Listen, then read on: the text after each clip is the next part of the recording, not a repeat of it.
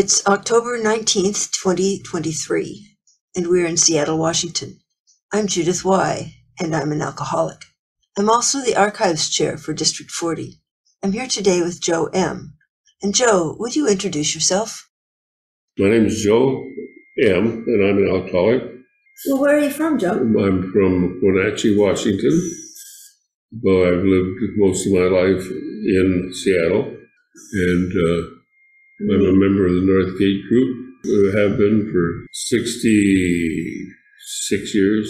So, are you 66 years sober? No, I'm 64 years sober. And I'm 94 years old now. So, how about telling me a bit about, how you got to AA but the other thing I'm interested in, Joe, is, what you remember of AA and when you first started. Well, I ran into AA in Wenatchee, Washington. A guy named Pete came and saw me. I had been drinking and drinking and drinking. I was about 27 years old, and I was at the end of my rope. I was back living in the basement of my parents' house. I was afraid that I was going to keep on drinking until I died. And it was Sunday. The bars were closed at that time because bars were not open on Sunday. But I knew where there was a pint of peach brandy way back in one of the cupboards in the kitchen that everybody had forgotten about except me. And I knew if I drank that brandy, I would really get sick because I was coming off fortified wine. I've been drinking white port and red port, which is fortified cheap wine. And I don't know about other people, but it certainly made me really sick and really, really hungover. So I was shaking. I called AA.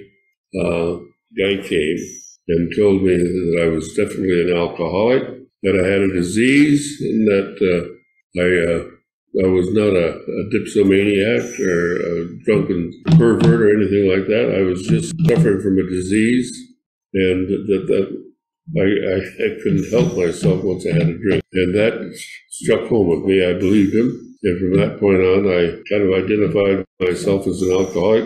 And what he did was spoil my drinking. I went to a couple of meetings, and then by the time the meeting was over, within a week or so, I thought, well, I'm a little jittery. Maybe one drink won't hurt me now that I know what my problem is. I kept doing that. I kept going back to AA. So because I kept going back to AA, because I didn't have anything else to do with my time and didn't have anywhere else to go, and they kept saying, keep coming back, and I did, and after a while, I started staying sober. But I finally really not sure exactly what was the bottom that I hit. I've hit several of them, but the one that I remember most is waking up in the morning and having gone to bed with a bottle of port and sipping on that all night so that I could sleep and having nightmares, and then waking up and having nightmares, and then slipping back to sleep and having more nightmares. My mother came in and said, I think it's time for you to get up. And I said, I've got a touch of the flu. And my mother looked at me the way mothers do. I said, this is really got to come to a halt. Here I am lying to my mother, knowing that she knows that I know that she knows that I'm lying. Is this the way real people act? No. So I'm going to have to do something about my drinking. So that was a bottom. I felt absolutely ashamed and disgusted with myself. And so I decided I had to quit drinking, but it was harder to quit drinking than I thought it would be. But I kept on coming back and kept on coming back. I learned the Serenity Prayer. I learned to say it for 15 minutes at a time. And at some point, I quit shaking and I started staying sober. And that's kind of what happened. Were you still in Wenatchee? No. By that time, I moved back to Seattle. I had moved to Seattle, then moved back to Wenatchee because I had no place to go after I lost my job over here. Went back to Seattle and began to pick up my life, and at that time I was on my way to San Francisco, where I knew a guy who was an AA down there, and I had the grandiose dream of going down there, getting good and sober, then going to Vietnam and teaming up with Tom Dooley, who was a famous doctor at that time, who was doing wonderful things with the Vietnamese people. I never got to San Francisco because I ran across a drunk in Seattle, an old friend of mine, and I had to rescue him. That didn't work, but I ended up staying with a friend out in the North End, and we began to have a meeting at their house. It was a meeting called the Right Group, RIGHT. We liked the name of the Right Group because it made everybody irritated, because we said we were the Right Group. But the reason we were the Right Group is because we were meeting at Mr. Wright's house, WRIGHT. But Mr. Wright had a little slip. His wife threw us out of the house, so we still were the Right Group, but then we decided we better not do that anymore. And so we called ourselves the Northgate Group because we were on 96 and Roosevelt, and Northgate was the nearest geographical point. What year was that? That was probably in 1957. We first met in the home, and then we moved to St. Catherine's Church on Sunday afternoon. So we've been moving around ever since. How many, was it all men or men and women? No, men and women. And there were a lot of younger people. We would hang out down at the Alano Club, which was on 915 East Pine at the time, not too far from where Broadway High School or Edison Trade School that later became Seattle Central Community College. And we were there for a long time. But the Alano Club was open up on the 4th floor. The 2nd floor, they would have a big AA meeting in the auditorium Friday night, and they had a great big business or a study group meeting on Thursday night where they had 4 tables. So they did first step, they did a spiritual step, they did an inventory step, and a 12-step table on Thursday night. On Saturday night, they would have a dance, and you can still see the band up there on the wall. Some people call it Alano, some people call it Alano. They sometimes ran the intergroup out of that. They called up there for 12-step calls and stuff like that. So what kinds of, you've been involved for a long time, and here you are doing service, answering phones at intergroup. So have you been doing service all of your AA life? I've always done something, or tried to, because I believe if you should give away what you got. Mainly, I've answered phones for a long time, but if I want to be of service, I can't wait until I have a nice, warm, fuzzy feeling generosity pouring out of every pore because I want to go talk to some idiot drunk. I have to set myself up so that I have to do things like that. So when the phone rings, I've volunteered to answer the phone and to carry the message as well as I can.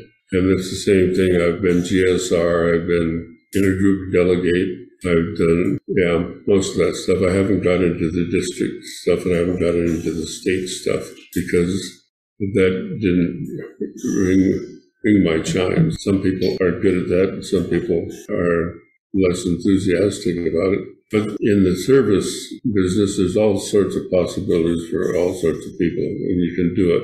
So I've done most of mine at the group level or personal level. I'm not the world champion 12-stepper or anything else like that. But we used to go out on 12 steps because a call would come in to the central office, to intergroup, and then they would send out calls. Say, I've got a guy who's in the Vance Hotel, and he wants to talk to somebody. So you try to get somebody else, and you go call on them as soon as possible.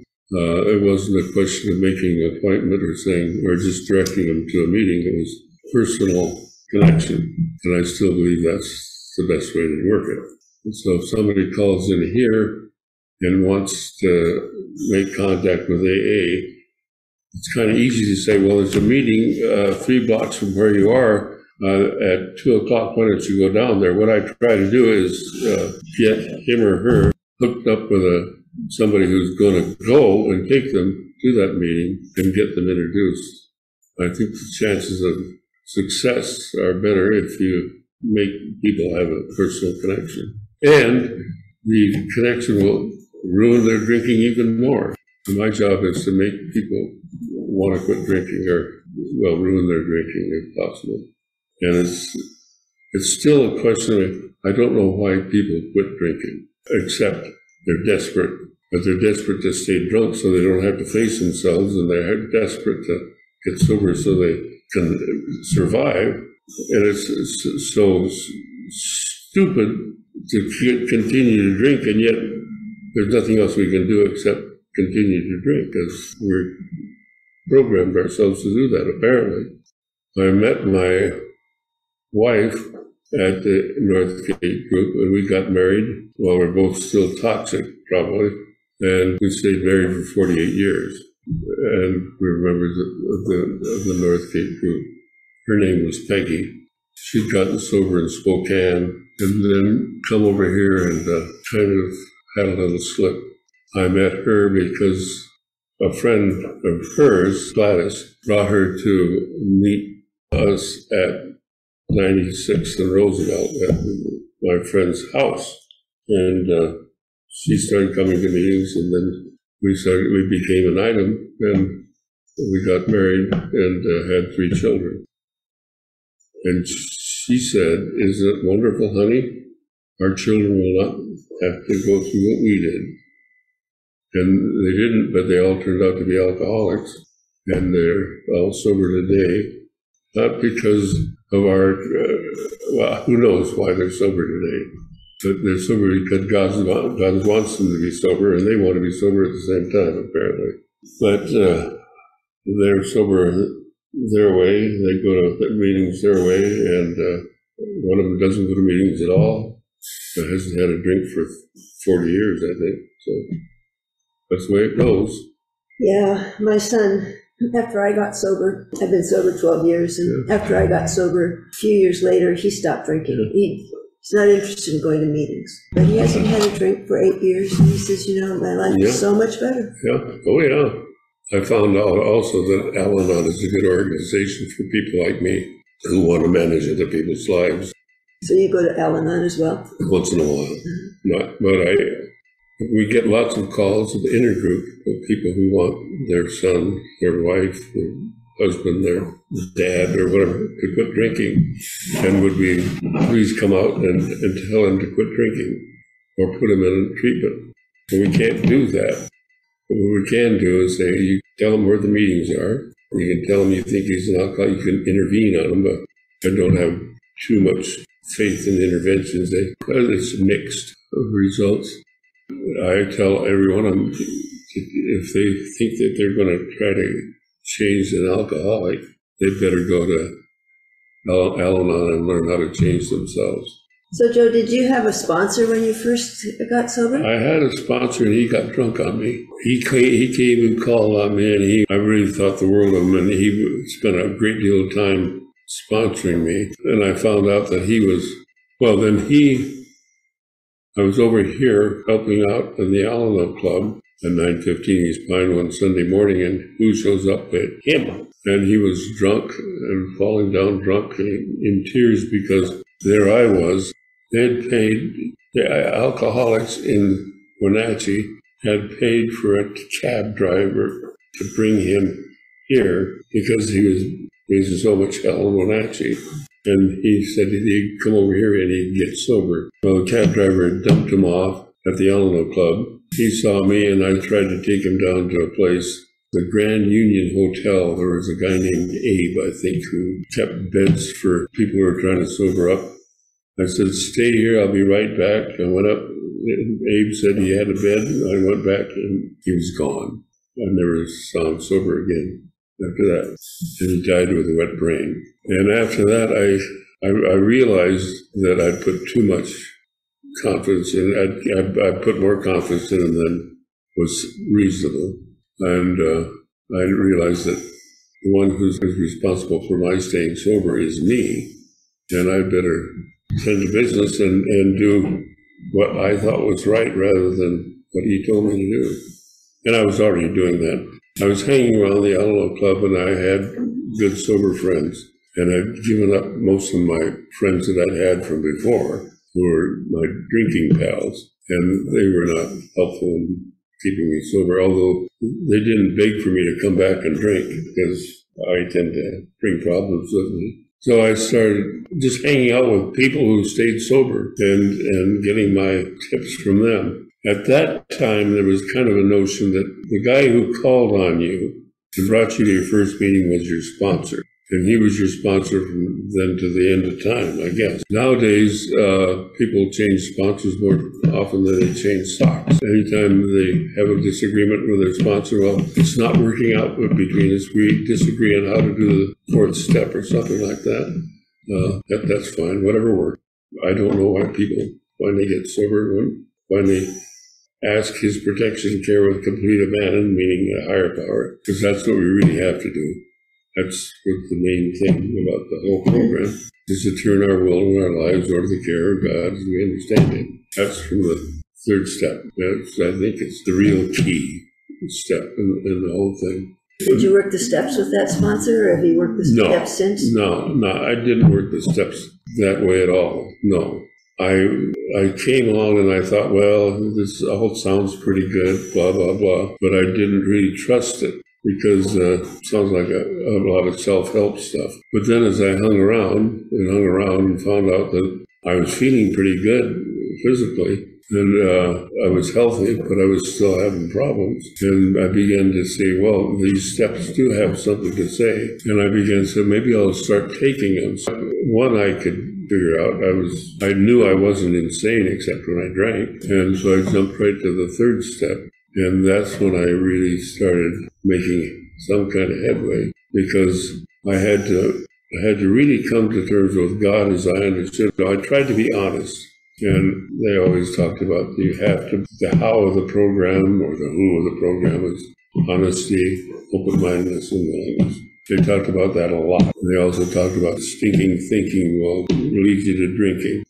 So those are the kind of the watchwords. Is it a problem? Is it my problem? What can I do about it today? I gradually began to incorporate all the cliches that I saw on the wall, like think, first things first, one day at a time, let go, let God. These all were very useful to keep in mind. They helped keep me sober over and over and over again. So I bundled through the steps, using people as they became available in my life to help me through. I did do the steps, and I continue to do them and continue. It's not. When I first went through, I thought I'd done the steps in about 2 weeks, and I was still trying to run things and make things turn out the way I wanted them, and they turned out the way they turned out in God's good time. And so I found out, too, that being married to another alcoholic who's trying to stay sober is very helpful if you work things together. I don't think that men and women, husbands and wives, should sponsor one another, but I think they do sometimes to remind you of your fallibility and your need to turn it over and over and over again. Do you have, or have you had sponsees yourself? Oh yeah, I've got sponsees. I've got a lot of old sponsees that I've had for years and years and years. They still call me their sponsor, and they'll call me up and we'll talk. I've resisted trying to get into somebody's life and say, here's what, you got to follow my steps and you got to call me up at 3 o'clock every afternoon. And if you don't do that, I'll fire you. Maybe that might work, but I figure if I'm going to sponsor somebody, all I'm doing is saying, here I am, use me any way you want, anytime you want. I'll be your friend and do what I can for you. But as far as telling them whom to marry, whom to divorce, how to handle children, I have no idea, nor am I an investment counselor. All I can do is say, well, it sounds to me like you've got a problem. What do you think the problem is? And usually they answer it themselves. It's ways of self-discovery. It was perfectly obvious to people that I was an alcoholic. It was perfectly obvious what I needed. It was perfectly obvious that I wasn't doing it and that I was going to have a lot more trouble. But no matter how much people told me I was going to have trouble, the more I persisted in doing things the way I wanted to. Nobody's going to shove me around. How do you think AA in Seattle has changed since you've been? Well, it's changed here. This was the directory in 1959 in June, and they had 2 meetings on Saturday. So showing me the schedule for. Sunday was East Madison, Renton, Yesler Way, Police Farm, Linwood, Northgate, 7th Avenue, and Sunday p.m. They had the Lake City group. They had the 2040, which does no longer exist. They had a West Seattle. They had Empire Way. But there are probably maybe 25, 26 meetings in the city. The pig farm, did you ever hear the pig farm? Police had a pig farm out in Tukwila. The police farm was 10640 East Marginal Way, and they would have people who were chronic drunk people. And they'd go out there and they'd take care of the pigs. And we call the police farm, but they also call it the pig farm. And that got a lot of people sober. I think the coming of treatment centers and the devising of deferred prosecution, things like that, has added to the growth of AA. Everybody knows about it. When I first came in, I was a teacher, and it was not a good idea for a teacher to be known as an alcoholic. So anonymity was really important. It's still very important, but mainly it's because I'm not a big deal. But at that time, if people had known that I was an alcoholic, it would have been a scandal. But sooner or later, somehow people find out that you are not drinking and that you used to, and they come along and say, hey, how did you quit drinking? And I said, I joined AA. The best one I ever made. The guy, he was a biology teacher, and I said, can I come over and look at a feather through your microscope? I hear that feathers are interesting. So oh yeah, come on over. And I'm looking, I said, hey, wow, isn't that really something? And he said, well, how did you quit drinking? I told him, I joined AA. I took him to a meeting, he never had another drink. That was an easy one. And they're all easy if they're ready. Yeah. Other people have tried to get sober, and they'll get sober, and some are crazy. And there's some people who give me credit for being their sponsor, and I've never been aware that I was. I don't know. I don't have a list of all my sponsees or anything like that. I don't know how many. Quite a few of them passed on because I lived a long time. You outlive your playmates. So do you have any hopes for AA or concerns or hopes for AA? Well, I think one of the problems in the alcohol treatment business has been at one time it was considered the obligation, the legal obligation of the health department of the state, counties and cities to care for the health of their citizens. And they had an infrastructure that took care of alcoholics and other addicts. They had reception centers, they had information centers or places of contact around the area. And then these were channels for, you could get counseling, you could get some legal assistance, and then sometimes they would send you to treatment. They would send you to detox, which was paid for by the county, and then from detox you would go into treatment. And if you needed hospitalization or institutionalization, they had a place called Cedar Hills. They also had some place called NERF, where people on deferred prosecution could be put long enough to get their heads squared away so they could get the message. And that has been farmed out. They've outsourced all this stuff. And the result has been that there are institutions which claim to provide detox, but you have to make an appointment. You have to be a week sober before you can get to detox. You have to have a bed available before you can get to treatment. And I think that's wrong. And I think if AA follows that pattern, where it simply says, well, somebody says we need a meeting someplace, and then you have to go through a committee before you can find out if you can. I think there's too much depersonalization, but that's just and I'm not sure that we have to have organization. We can't become a bureaucracy. We can't just farm out and say, well, we told you where a meeting was, that's all I can do for you. I think we have to remain personally committed to the alcoholic who still suffers. But that's always been the case. I think it's attributed to Dr. Bob, trust God, clean house, and help others. That and ask his care with complete abandon. If you're in your will in your life, totally care of God's you. It's all in the preamble. It's all in the big book. I think we have to stay on task. There's a tendency to want to get involved with other things, and that's okay, but we've got to keep AA separate from politics and that kind of thing. But I do know that 12-step programs are the most effective and most economic way of treating alcoholism. I think also that one of the real things that's bothering the treatment industry, if you want to call that, is harm reduction.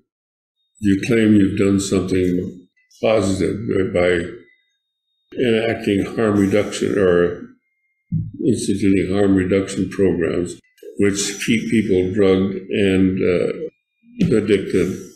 I don't think that's what we should be aiming for. But I think you've got to be careful about. I don't know what to do about what do they call it?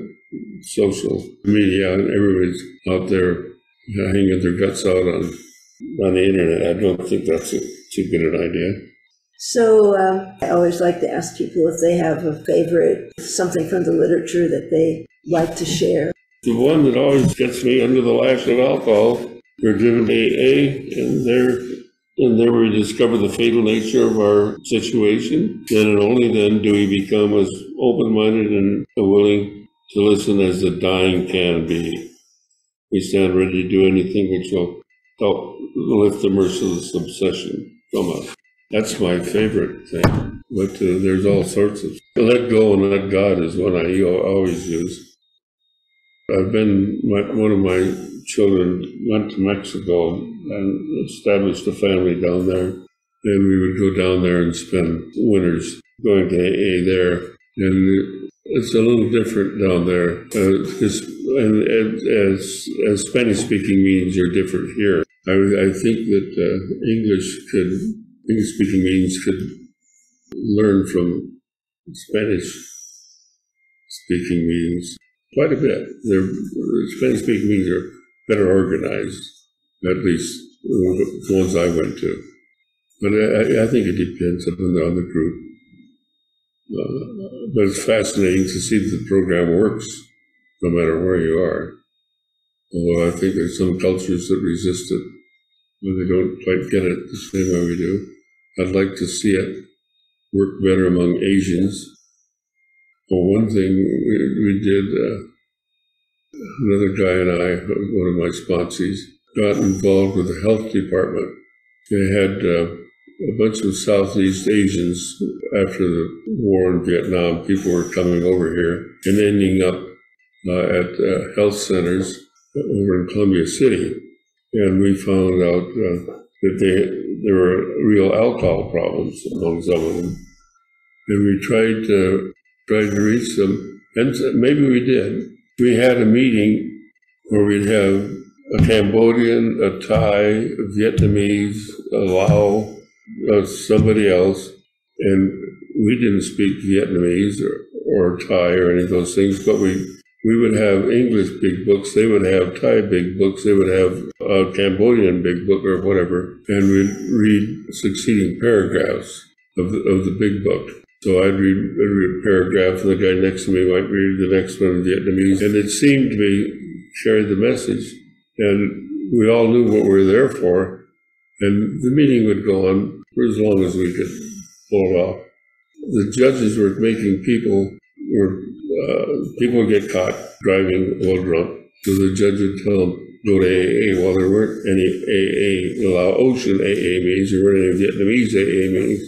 There were some that said they were, but we went out and there was no meeting there. So that's what we were trying to get them to do.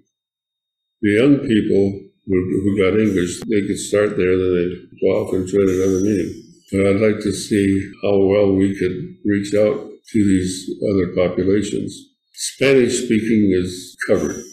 The Russians, we heard there was a Russian meeting someplace out in Midway. It was supposedly at the same place, but I think somebody was saying they were offering that as a treatment center, and there were no meetings when we went to the time that was scheduled in the intergroup schedule.